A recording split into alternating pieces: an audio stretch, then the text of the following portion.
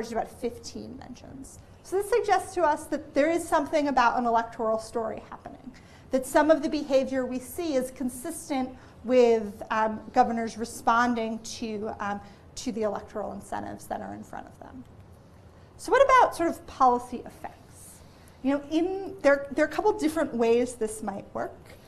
One would be, you know, kind of what we would like to be true in an ideal world, which is that if a state is going to be hurt by repeal, electoral incentives aside, a governor of that state should oppose repeal. Whereas if a state might benefit from repeal, electoral incentives aside, the governor should advocate for that. Another possibility is that states that were going to be really hurt by repeal, that they might have particularly active interest group coalitions that would be pushing the governor to oppose repeal. If you think back to when I talked about some of the work that looks at why the ACA was implemented in the way it was in the first place, one big factor there was whether sort of hospitals and other business groups were really pushing for expansion.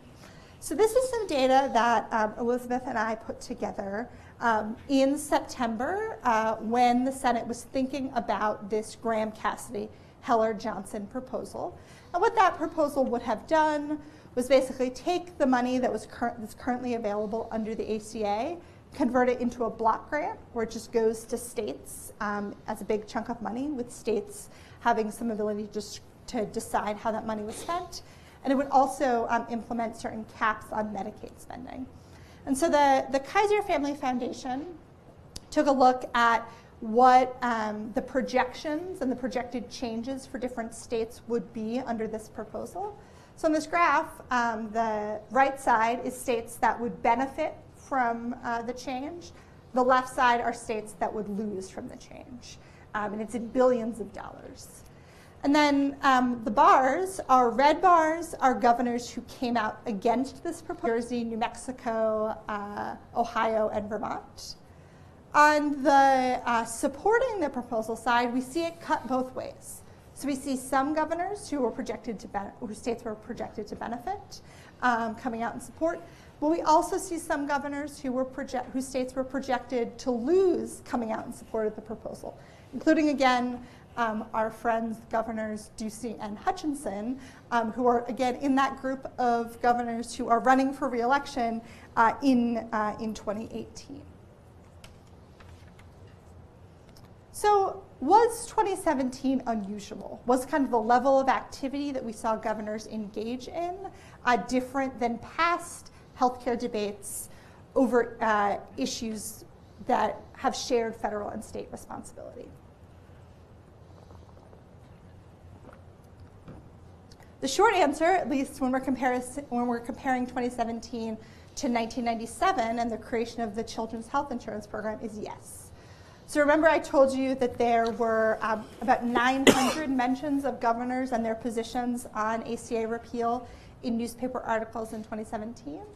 There were a total of 24 mentions of governors in relation to the creation of CHIP in 1997. The highest number there is Governor Lawton Chiles of Florida, who was mentioned 4 times. So if you think about that in comparison to the over 100 times that Governor Kasich was mentioned in 2017, we do see a big difference here. So what are maybe some of the reasons for that difference? So one is that in 2017, we had unified Republican control at the national level, whereas in 1997, there was divided control at the national level.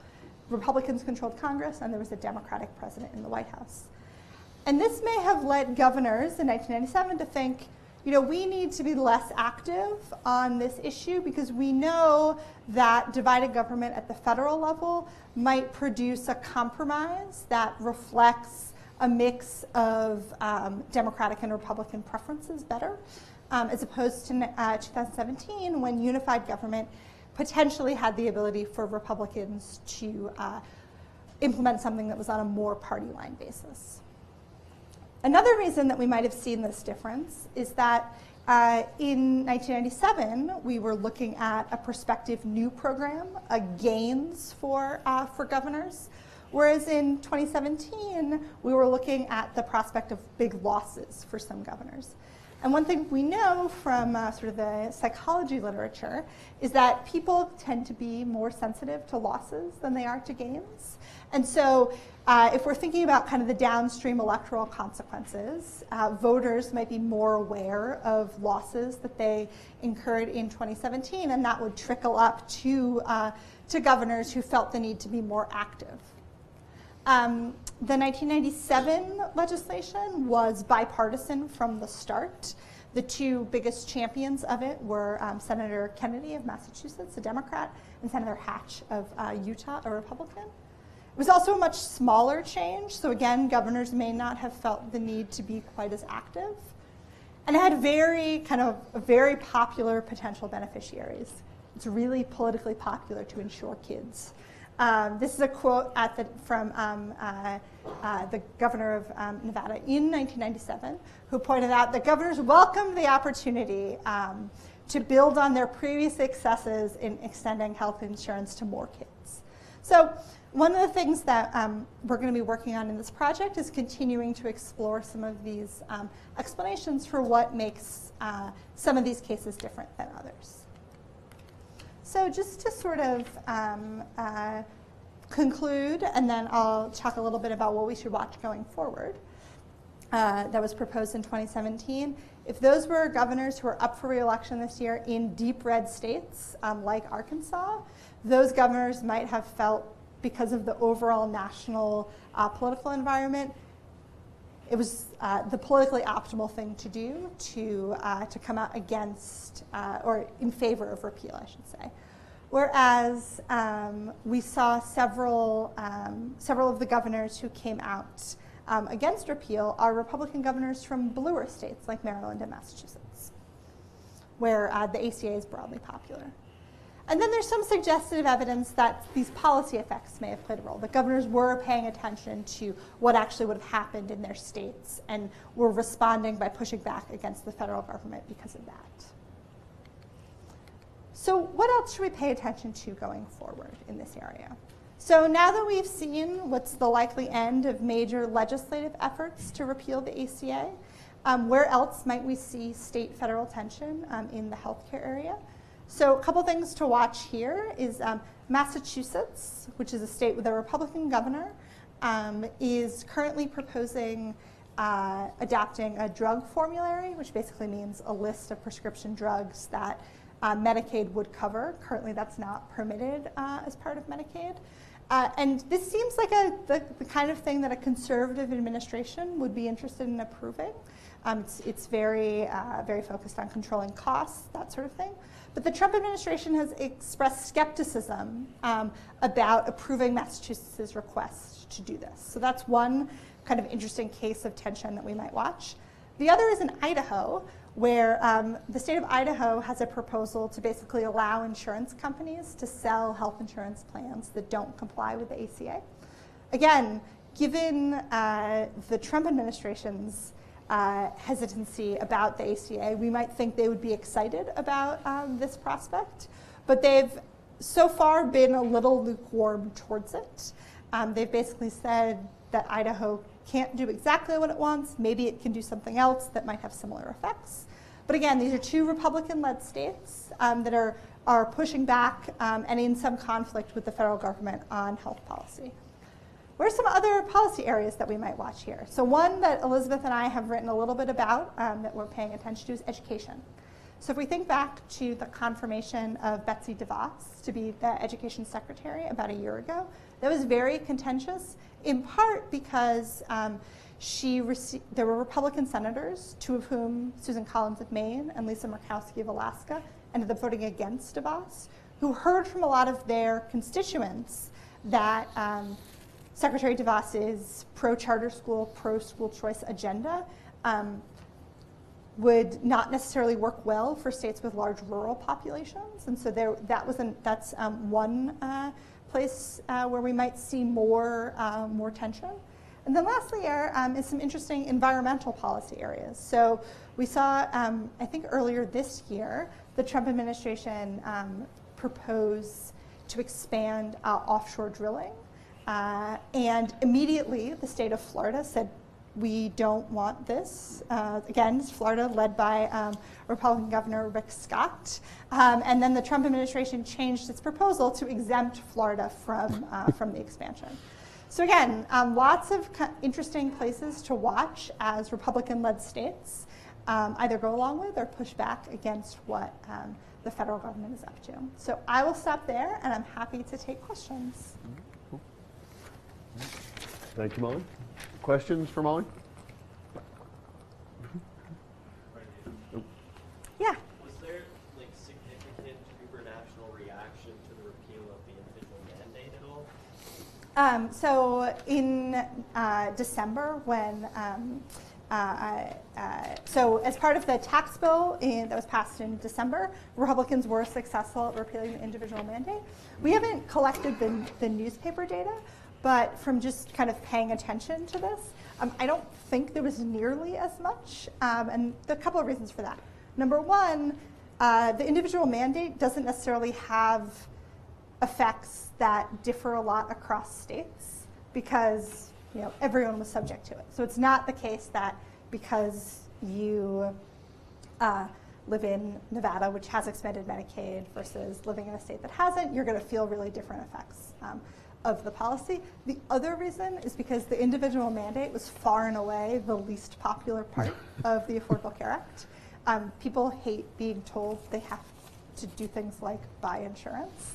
And so even as other parts of the law grew in popularity in the face of Republican efforts to repeal it last year, so we saw things like the protections for pre-existing conditions become more popular and that sort of thing. Support for the individual mandate never really got more popular. And so even for governors who were generally in favor of keeping the Medicaid expansion and other parts of the ACA, it would be a pretty hard political lift to come out in favor of the least popular part of the law.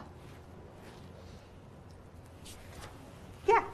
What was the impact of the Freedom Coalition in Congress and their impact on the states where they were present? It's a good question. And one thing that we did a little bit of work on and never really came to a clear explanation of was, so there were Freedom Caucus members from a number of states who were pushing for this amendment that is ultimately part of what got the bill across the finish line in the House that would provide state-based flexibility.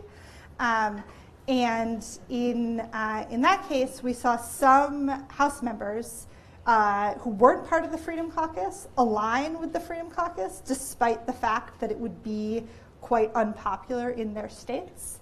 So I think at the end of the day, a big part of this story is just that this was a major Republican policy promise that folks in Congress really felt like they had to follow through on, and they were willing to do, in some cases, kind of whatever it took legislatively to try and get across the finish line. But it's an interesting thing to think about, and I think the Freedom Caucus was quite influential in how this went through Congress. Yeah. I want to say a question, but I don't know how to word it right, so maybe you can help me. I can do my best. What do you think about political figures that are in politics for like a long time, and then they try to use that stuff in their benefit, but like, for example, the healthcare that you were talking about, that one, I forgot what it's called. But let's say that they were against it, but they said they were for it, and then later on they said that they were against it. Do you think that the longer you are in politics, the less that works in your favor?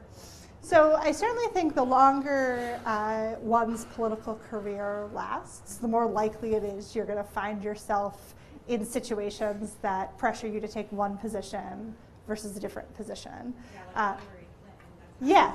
Yeah. So I mean, this was quite famously happened to John Kerry in the 2004 presidential election. He was for it, and then he was against it, and he was accused of flip-flopping. So I think just the longer you have a political career, the more likely that is to come up. And then the question of, well, does it matter, is really going to depend on your particular electoral situation at a given time. So it'll be really interesting, for instance, to watch whether Senator Heller's going from being against repeal to being pretty aggressively pro-repeal over the span of just a couple of months in 2017, whether that has any implications for his ability to win re-election here in Nevada this year. And I don't know. You all are more Nevada political experts than I am, but that'll be, I think, an interesting thing to watch. Yeah, you're welcome. Good question. Yeah. So right now, the federal government's still paying a big chunk of the Medicaid expansion. Do you think these attitudes are going to change as the states are required to pick up more of the tab? I think that's potentially true. One of the things that was really interesting to watch governors take a position on, and senators from states, Republican senators from states that had expanded Medicaid, was during the debate over how long the period over which the Medicaid expansion would phase out would be. So there was, will it phase out over 5 years? Will it phase out over 10 years? That sort of thing. And I do think it's possible that as states become more responsible for covering more of the Medicaid expansion, it will become less popular. But at the same time, I think many people regard the Medicaid expansion as the most successful part of the law. And particularly as it's also proven to be a part of the law that's been less susceptible to kind of administrative change at the federal level. That's changing a little bit with the push towards implementing work requirements for Medicaid, which the Trump administration has started to do administratively.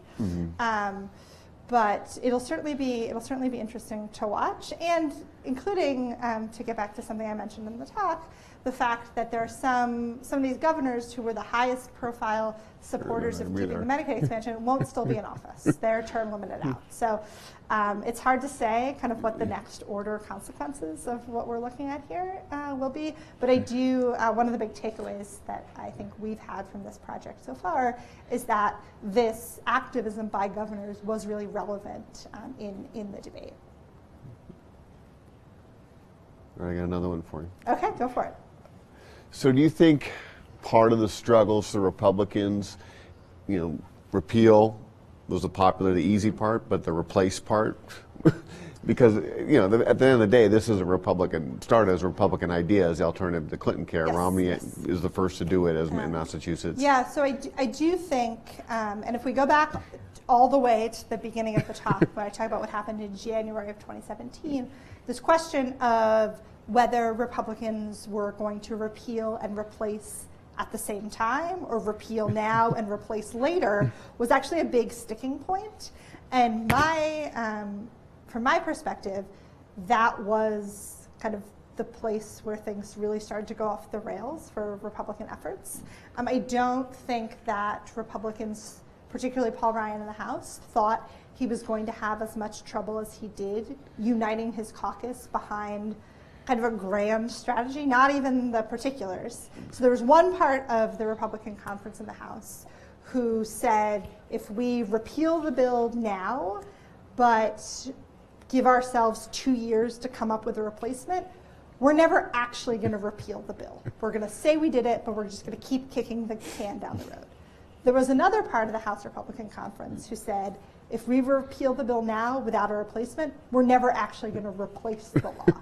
And that first group tended to be kind of the Freedom Caucus types.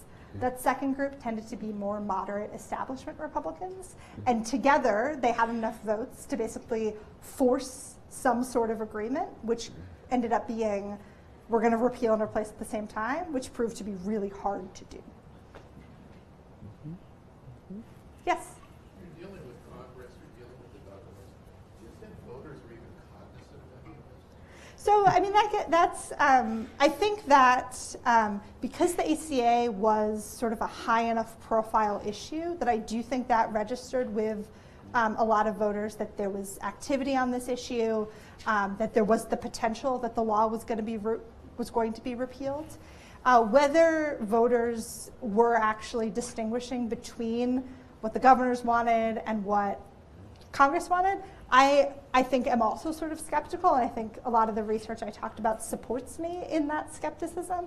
But to the extent that voters would identify what was happening with Republicans, I think they are definitely capable of doing that, but not necessarily assigning credit or blame specifically across the levels of government.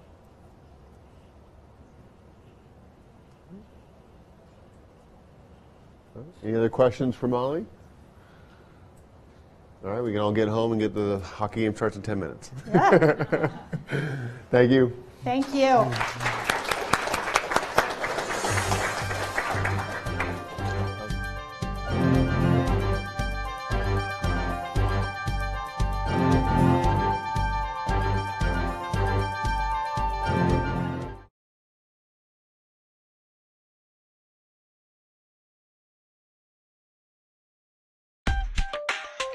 On our next edition of In Your Neighborhood, Commissioner Lawrence Wheatley and I are high above the strip at the High Roller Observation Wheel. That's In Your Neighborhood, right here on Clark County Television. Welcome to Club Ride. Club Ride is a free employee benefits program that encourages and rewards the employees that would like to or currently carpooling, walking, biking, taking transit, or even motorcycling to and from work. Club Ride has excellent programs and services for commuters, such as Guaranteed Ride Home, Club Ride Discounts, Easy Rider, and the monthly price drawings. Club Ride Rewards is a program that rewards commuters every month for clean, green commutes to and from work. As a Club Ride member, you can win cash and prizes every month. It's a great thing. Oh, we love winning the awards. We've been carpooling over 11 years now. We were doing it before it was the thing to do. I think I'm a better driver. No, I'm the better driver. Carpooling was just kind of a natural thing. We could ride to work, we could talk to one another on our way, and saved us time and gas. But that extra prize makes it extra fun. I was carpooling before it was cool, and before we got the Rockstar parking for carpooling. Club Ride has this really cool website. You go in and you log your trips each week, and it calculates for you how much money you've saved, how much of an impact you've had on the environment in terms of less emissions and so on. So I know for a fact I've saved $300 each year carpooling. After 20 years of driving in Las Vegas traffic, I think I'd had enough and I was ready for a change. I currently commute by taking the new transit buses. There's a new park and ride in my neighborhood, so I just drive over there and hop on the bus. I commute with this bad boy right here. My employer not only supports it, she lets me park my bicycle right in my closet at work. I love the Club Ride discount program because I get to use it at Jason's Deli, Cold Stone Creamery, and then I'm even able to use it at my bike shop, Bicycle World. I wish I would have learned about it earlier. One of the great benefits for employers is the outreach that we do. We set up a table, we give away free t-shirts, we talk to them, we educate them about the program, and then of course the incentives that are available to them. Once employers realize what we do for them, they love it. Club Ride is extremely successful at Bellagio. We've been a partner with Club Ride since 1999, and currently we have about 1,200 employees enrolled. We provide our employees with reserved parking, bike racks, motorcycle area, as well as pre-tax payroll deduction for the passes. I think the Club Ride program is very well thought out, very well engineered. Cox is really committed to being a Club Ride partner. We have swipe machines at every entrance where employees can log their commutes. We also have bicycle racks. We have the ability for employees to work compressed work weeks and flexible schedules. And we have pool vehicles that are available for those employees that commute who need a vehicle to use to visit a customer or to go to another office. Having a strong commute options program is really important to the city of Henderson. Currently, we have over 400 of our employees that are enrolled in the Club Ride program. We have lots of prize winners every month, and I really make a big deal about it. I hand deliver all the prizes. They're just really excited, especially if one of the other employees sees that they're getting this prize. That kind of motivates them and they want to be part of that. I'm Joan with Cox Communications. I'm proud to be a carpooler and I think you should be too. Less traffic and cleaner air, and that's a good thing. Less traffic, cleaner air. Carpooling is a good thing. I'm Joey over at the Rio, and I love being a Club Ride member. I'm Bill with Cox Communications, and we're a proud partner with Club Ride. Commute options are a good thing. Partner with Club Ride today. To find out more, visit the Club Ride website. Or call 228-RIDE or go to your HR office and speak to your transportation coordinator. That's a wrap. That sounds good. That's a wrap. Or can I do like Janis Joplin? That's all, folks.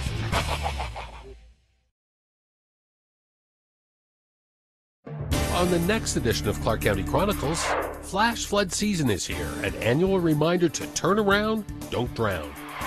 Operation Mustang was an extraordinary full-scale drill testing our first responders, and the Las Vegas Aces are already assisting our young future basketball stars. Those stories and more coming up on the next edition of Clark County Chronicles, right here on Clark County Television.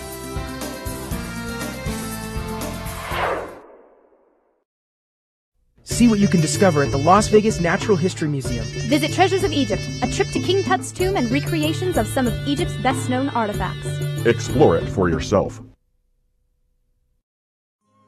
I was born here in Las Vegas in 1913. Born in Las Vegas in 1936. August 1931. October 1953. Born here on February 22nd. I've been here since the first day of 1950.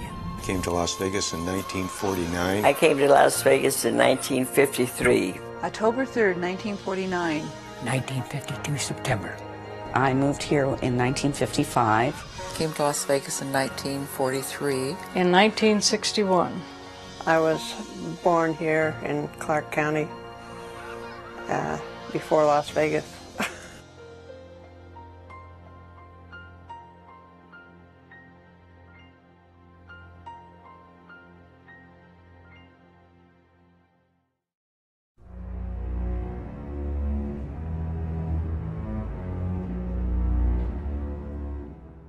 Gail and I were going together, and we were at an air show. And all of a sudden, over the loudspeaker, it came, all military personnel is to return to Las Vegas Army Airfield immediately. And then they came on and said that Pearl Harbor had been bombed. It was just a madhouse, people leaving, trying to find ways to get back to town. There were no buses or anything like that. The exodus of kids at this air show was amazing. I remember going out and hawking newspapers to the people that were coming back. And I made some pretty good money because we put out several extras and people were paying me quarter, 50 cents for a newspaper, and it sold for a nickel. We just turned on a radio at the time. We thought at first it was another Orson Welles thing. I mean, nobody could really believe it. You know, they thought, well, this can't be possible. But I don't really think too many people on December 7th, 41 really realized what was happening to us. Then when the next day, when President Roosevelt came on the radio, we were going to war. And they needed workers for war work. And so a lot of kids quit school and went to work.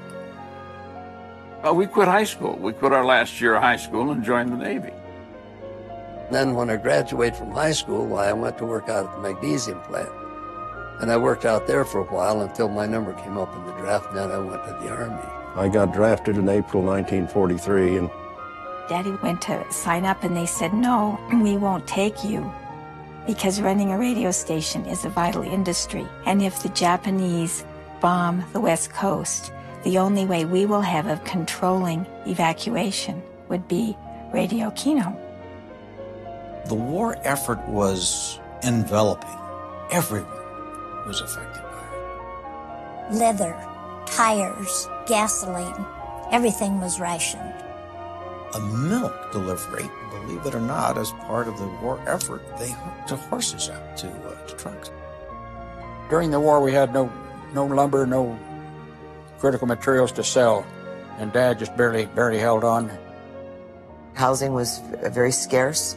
There were boxes and tents all along the Boulder Highway. And in fact, we had drives where we would pick up scrap and send it. Our pictures in the annual are all group pictures because Paper was rationed, printing was rationed, ink was rationed, film was rationed, and so we were really lucky to even have an annual to put out. During the war, when you crossed the dam from the Nevada side to Arizona, Nevada, you were required to have your windows rolled up. And you were escorted across the dam by an armed guard. When you go over Hoover Dam, you better go over at 10,000 feet, otherwise you'll be shot down. Because the dam was heavily guarded. When we came down off the hill to the deal, there was some big guard gates there, and there was Marines there with rifles. Bunker on the hill on the opposite side on Arizona was still manned. The Army said that if you don't close the cat houses, why, we're going to put the town off limits. And of course, they thought that there was more money to be made, you know, with the soldiers coming into town. And of course, we didn't want the soldiers locked out of town, for crying out loud.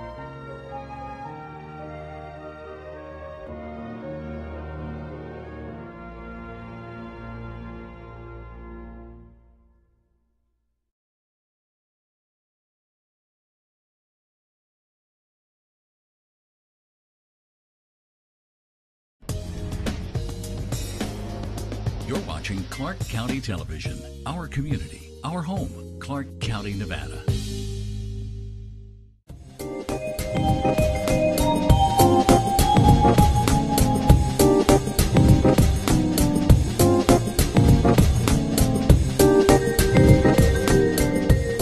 This is Nevada Health.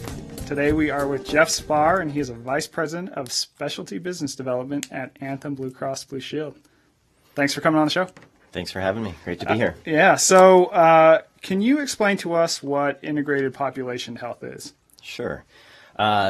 Integration population health management is really, it's taking a vast variety of data from a number of different resources and effectively aggregating that information all together, applying analytics, looking at that information to gather insights, and then figuring out how to actually use that information to engage, whether that's with a member or a patient, whether that's for a doctor, really anything in the healthcare system that can ultimately impact and improve somebody's overall health, lower the cost of care, and then improve the experience for everyone. So it's really that aggregation of data and using it in a way to really improve health outcomes. So how is this for the average person who comes in to see a doctor? How do they see this actually play out? Yeah, so great question. In some ways, they don't see it, and it happens behind the scenes, and that's actually okay as well. But, you know, a couple of real examples. So at Anthem, one of the things that we do, and I think a lot of times people don't realize the connection.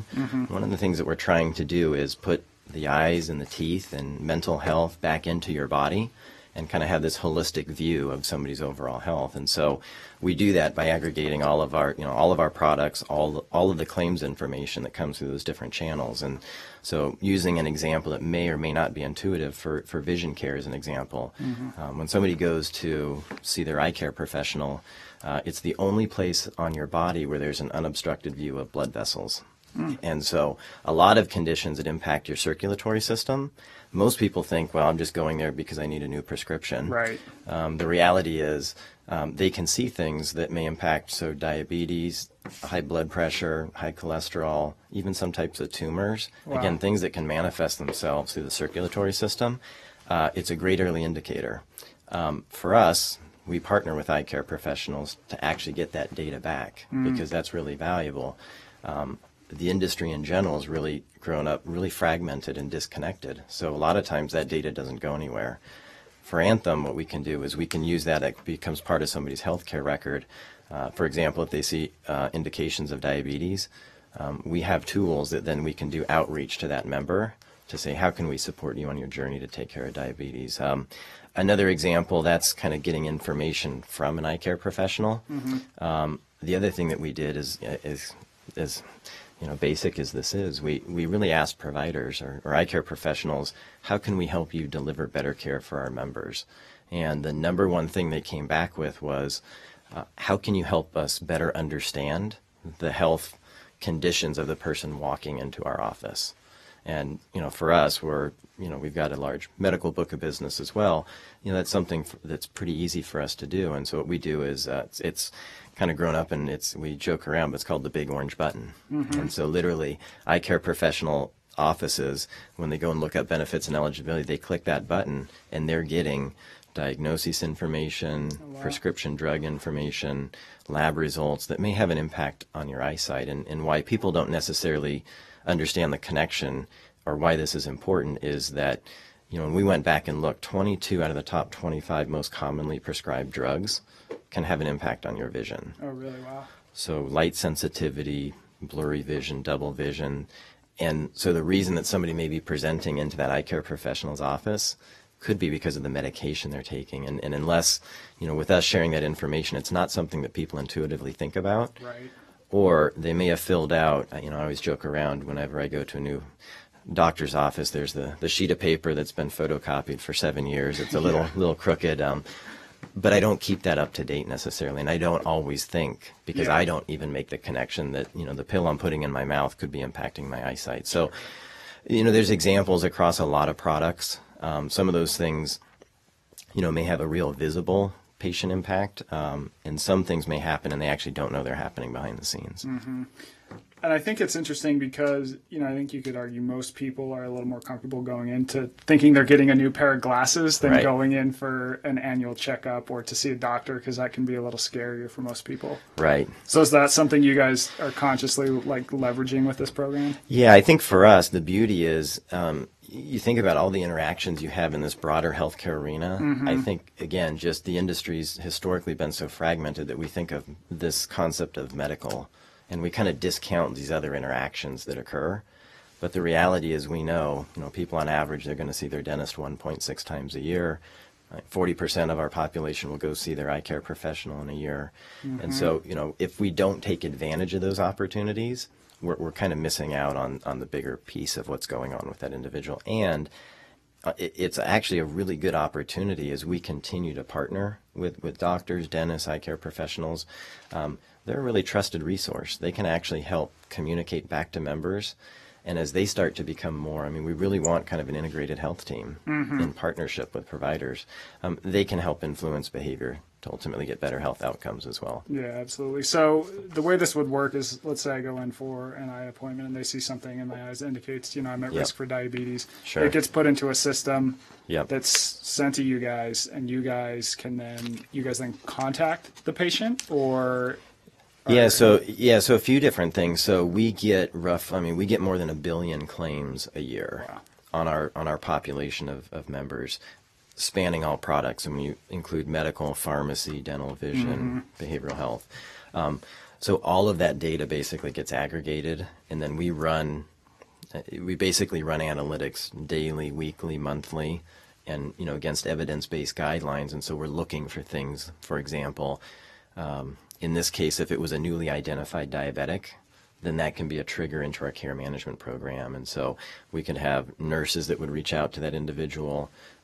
We would note that for the primary care physician, because again, they may or may not be aware, because they may not have seen their primary care physician in years. And then we'll also monitor to make sure, now that they're an identified diabetic, are they getting regular eye care, as an example, or dental care? Because again, the connection holistically, again, people don't always understand, but there's a lot of connections that those things really, if you can manage the whole, you'll get a better health outcome. Mm-hmm. And I imagine, so it's advantageous in a couple ways, because you're catching these things early, which means the patient's going to be better off. But then also for you guys, you can treat it in a way that's just generally less costly, I would imagine. Yeah, for us, it goes back to, the more preventive care you can do, the more you can catch conditions early, the more you have an opportunity to hedge those things before they become even more critical. Mm-hmm.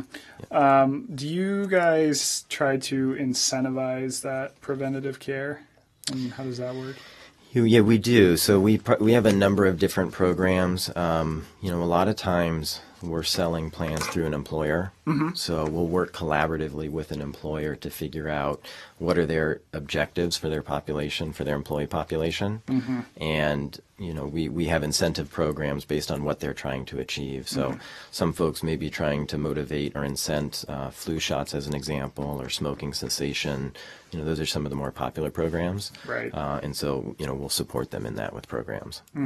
That all makes sense. Which doctors are most likely to catch conditions early? So you mentioned optometrists, but who else do people tend to see that might be able to catch some things? Yeah, so interesting. So, we see really good information coming from optometrists.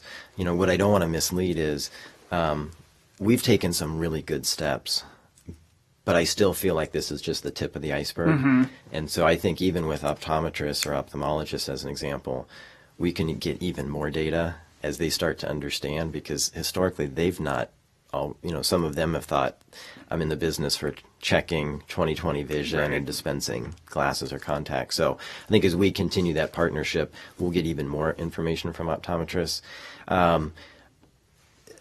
Disability claims, as we get disability claims in, that's another good source for identifying and being able to engage somebody early. So just as an example, somebody who's pregnant, and maybe they go out because they have to go out on bed rest. So if they're working, we're going to get a disability claim because they want their income reimbursement. But from a health perspective, on the medical side, we may not even know that person is pregnant yet because they haven't delivered a baby. And so for us, we can see the disability claim come in. We can identify, wait a minute, this is an early, somebody who's going out early. We can get them into what we call our Future Moms program. So we can effectively refer, and they do a great job working with folks that have higher risk pregnancies and engaging with members. So it's just another example, where we can, by getting that intervention, we can get a better outcome for the patient, the member. One thing we were talking about before the show is a lot of times people sort of don't trust the insurance providers, but you guys, we kind of talked about how there's incentive for you guys to help people. Could you talk a little bit about that? Sure. So from our perspective, our long-term incentives are aligned. We want folks to be healthier. Folks that are healthier, they're more productive, and they have lower long-term healthcare costs. And so I think from that perspective, we certainly have aligned objectives. But we also recognize as an industry that the insurance company may not be the most trusted advisor. People tend to view their doctor as that's a trusted advisor. And the reality is we work every single day. That's why we're in business, to earn that trust, and to present and make sure that we're offering products, services that ultimately people value. And we're seeing that movement up because, again, we have long-term aligned incentives. When did this idea of integration begin? It's something. So I've been, I guess what we call specialty. So dental, vision, life, and disability. I've been in that line of our business for about 13 years. Oh, wow. And I will say probably, 8 to 10 years ago, there was a lot of talk, people recognizing that your eyes and your teeth and they do impact your overall health, and we should be looking at it holistically. So there was a lot of chatter from an industry perspective, but when you looked around and said, that makes sense, what are people actually doing about it? The way the industry's grown up is you've got companies that have single line products. So they might do dental insurance only, or they might do vision insurance. And, from our perspective, we want to do that, but we're a healthcare company. And so we want to make those connections. I'd say probably in the last 5 or 6 years, we've made the transition from interesting concept to what are we going to do about it? How can we contribute to progress? And this might seem silly. I'm so excited about healthcare.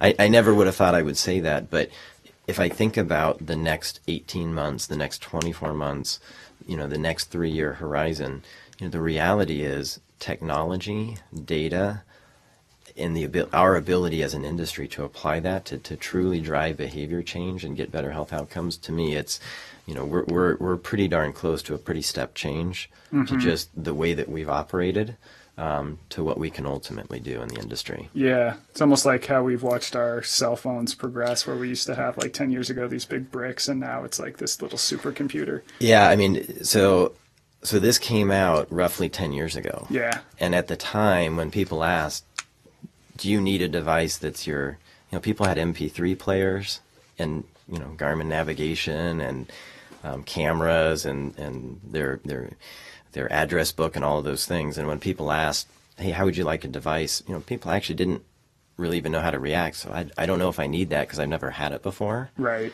And, the reality is, fast forward 10 years, I don't know if you've ever had that experience, but when you leave your house and you start doing the check, wait a minute, where's my phone?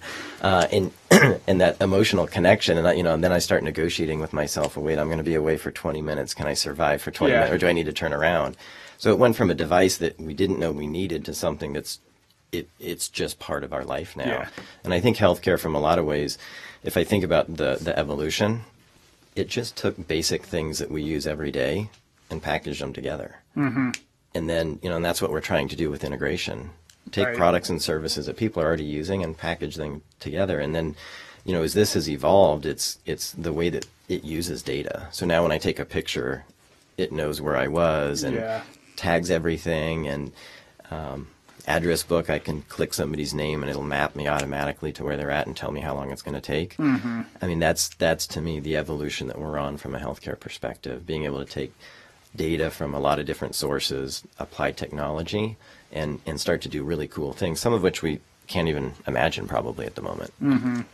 So speaking of smartphones, how are you trying to reach out to patients or get in touch with them via smartphone? Because you had mentioned that before you would send letters or make phone calls, but that a lot of times that's easy to ignore. Right. Yeah. Just again, as an industry, the way that we would communicate was phone call and mail, and I'm sure. I'm a data point of one, but I suspect others are like this too. I mean, people just don't pay attention to mail. Mm-hmm. People are busy, and even having a home phone these days, not everybody has a home phone. So, to me, part of that step change that we're encountering from a healthcare perspective is everyone, for the most part, has one of these devices. Yeah. And once, as we start to communicate in a much richer way with folks on a two-way basis, again, this will be one of the things that helps drive behavior change. So as we look at this, we think this is a critical part of how we communicate with members going forward. And so we've got a lot of investment in tools like this and just that rich dialogue with members, rather than just, a mailer that may go out, 2 months after, an event that may have triggered that mailer in the first place. Right. How could you see the smartphone being important in, say, 5 or 10 years? Like, where do you see that going? How important that is for healthcare and what you guys do? Like I said, I think from a communication vehicle, from and this is obviously with member opting in and seeing the value, but being able to track. I mean, you think about some of the the Fitbit trackers and things like that. It starts to give you real-time feedback on where you're at in your journey. Right. And I think a lot of times, to get true behavior change, somebody has to be listening. They have to be capable of understanding where am I realistically from a healthcare perspective, because sometimes people don't. They may think they're doing better than they really are. Right. They have to be open to want to change, and then they have to understand what tools are there to support them. And so I think, again, our ability to connect with a member, understand where they're at in that journey, and then provide them tools, it's a great tool for us. Yeah, absolutely. It's like if a doctor asks you, are you active? You probably should, yeah, I think I'm active. But if you have that number on your cell phone that says you walk, 2,000 steps a day, you go, yeah, I don't know if our definitions of activity are the same. My typical annual physical experience. Yeah. So I go in there and, we have the same dialogue every year. So I'm a little bit older, a little bit heavier. My cholesterol's gone up a little bit more. Right. And, the feedback is, watch your diet and exercise more. And, right. We have this kind of awkward, uncomfortable silence for about 5 seconds afterwards. And I said, yes, I'll do that. And then we go on. But this will be a much richer medium to track and understand. And again, most importantly, provide tools to help somebody on that journey that want to make a change. Yeah, and I think it can almost, not only is it a reminder when it's on your wrist or in your pocket all the time, but it's also, there's some like incentive. It's almost like you can gamify these things and like driving people to, absolutely. You know, if you're supposed to get 10,000 steps a day and you see you only have 7, you might be like, yeah, let's take the dog for a walk or something. Yeah, absolutely. Yeah, to me, that's how all these things start to come together is really, I mean, that's what gets me excited about healthcare. Is the industry as a whole starting to adopt this idea of integration, or? Yeah, I think so. I mean, I think just, by nature, certain companies are probably positioned a little different just because, I think for Anthem, I mean, we tend to manage the whole because we're offering medical, dental, vision. I mean, we have a broad portfolio. So I think certain companies are probably better positioned, but I think everybody recognizes, I mean, clearly there's a lot of research out there that shows the correlation. I mean, a product that we haven't really talked about, but is dental. And, again, what I would have known about dental 10 years ago is I need to go every 6 months to the dentist and get my teeth cleaned and do the little dance about did you floss or not. Yeah. Question if you're going to lie or not. Right. But I think what, a lot of the research and what we're finding today, and not to get too graphic, but at the end of the day, if you're not taking care of your mouth, you effectively have bacteria and inflammation. Right. And this is where as an industry, we've not done a service to this holistic thinking and it doesn't just stay in your mouth. Our body's a system, just like the healthcare system. Right. And so if you're diabetic, if you have any other chronic condition and you're fighting infection that doesn't stay just in your mouth, you're complicating everything. And so it just gives us the opportunity, again, when we identify high-risk individuals, it seems silly because people don't always make the connection, but we will start monitoring, are they getting their teeth cleaned on a regular basis? And if they're not, we will start messaging to them. And again, it's little things like that, again, I don't know that there's any one silver bullet, but when everything kind of works in harmony, and everybody's getting kind of a consistent message from a lot of different fronts, that's the best scenario to drive change. Yeah, you mentioned an interesting word, silver bullet. It's like everyone with their health kind of wants to do just one thing that's going to fix all their problems. Maybe it's like a certain diet or a workout or whatever, some pill, but it really is like, biology is very complex and it's a lot of little things is what you see works. So how do you guys measure the success of this program? Yeah, so good question. And this is where, again, I would be very transparent. I mean, I think this is a long-term journey that we're on.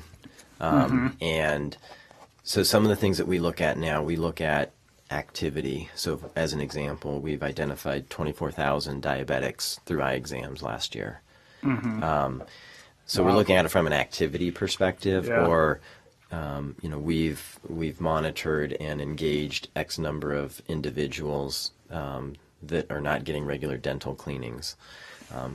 Where we want to take it long term and where we think has the most value is looking at that over a period of time. Can you demonstrate that, there's evidence out there in the industry that would say if you identify a diabetic and you manage them early, it'll save you $10,000. That's great. We believe it directionally. Yeah. But long term, we'd like to do our own studies that help reinforce. And so we can also go in and talk to employers and say, hey, here's 5 things you can do, and here's what we would expect that to be.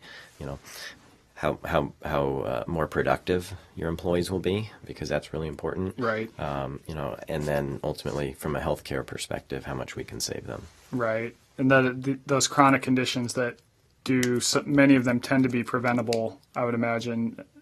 Absolutely. Save you guys a lot of money, save the customer a lot of money, and then also just, they're in better health. Right. Absolutely. Live longer and feel better. So how much extra does this program cost a patient? One of those questions I get all the time, and they usually ask it from an ROI perspective. What's the return on investment? So a few things. One is, I go back to, we're a healthcare company. Yep. And so for us not to use data we already have to do good, I mean, to me, that is what we do. And so we've made the investments to do that. There's no separate, what we call Anthem Whole Health Connection, which is how we connect all the dots. We don't charge for that. That's just part of the products and services we provide. A lot of times we get asked about the ROI question and, hey, what's the return on investment? And I kind of go back to the same thing and just say, I'm pretty good at math, but I can't calculate a return when we don't actually charge. There is no investment we're asking you to make here. So, but yeah, I mean, we just view that, again, as a healthcare organization, our mission is to make sure that we have healthy members and to move in that direction. So it's just part of who we are and what we do. What's been the response of your members to the program, specifically maybe older ones that haven't sort of seen this type of thinking? I'll use one example. So we had a mother who took her child into the eye care professional, and he actually had a lot of issues early on. He'd actually had heart surgery, and he was on probably, I want to say 6 to 7 different medications. And during the course of the exam, the eye care professional noticed that he had a lot of pressure in his eye, which, can cause, damage long term. Right. And so, he was able to look up what prescriptions, because, the mother, really good, but again, there's just so many different medications, and knowing what are they on and what's the dosage. The eye care professional can actually look at that, identify, hey, this is, this particular drug is probably impacting, actually called the primary care physician and some of the other healthcare providers and said, hey, is there an alternative? And so that was a thrilled member. We got a testimonial from her, and again, it was just, it was a pleasant surprise. Yep. That's an example of where how the healthcare system should work. Right. That we actually share data and talk to each other to improve health. And so, I think it's been very positive. It kind of seems like there's just going to be this march over time where you have younger doctors that are more data savvy, and it's just kind of like technology advances. Right. Absolutely. Yeah. If you think about population health management and big data, there is a massive opportunity in healthcare to do something that really matters, to do things that are kind of unimaginable today.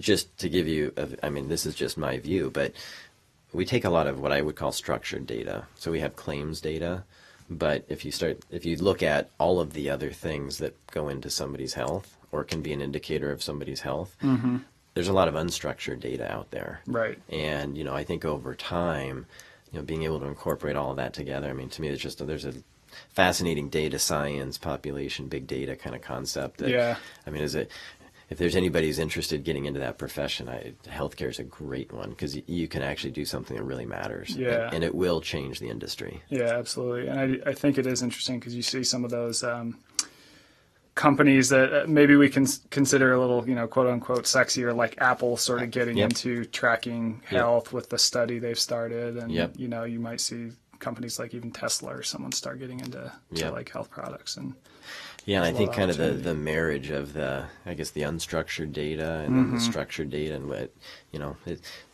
because of Anthem and our size and our breadth of product, we see a lot of interactions in the healthcare system. And just because healthcare is so fragmented, and I tend to travel a lot for my role, and I may be traveling and I've got to go to an urgent care facility and pick your state. Again, that's not that data. My primary care physician probably has no idea. Nobody kind of connects the dots, and I think that's we're in a great position to do that. Yeah. How else have you seen healthcare change in the time that you've been in the industry? I think I guess I would say 10 years ago it was about the benefits, meaning it was about what's the product design of a medical product or a dental product, and what's the network. And those things are all really important. But I think what we're seeing is the benefits are important, but it's also how the pieces come together. And how do we connect back to a member? How do we connect the data on the back end? To me, that's been the biggest change, is just this philosophy in an industry that's been completely fragmented, and viewing that, hey, we're in the insurance business, and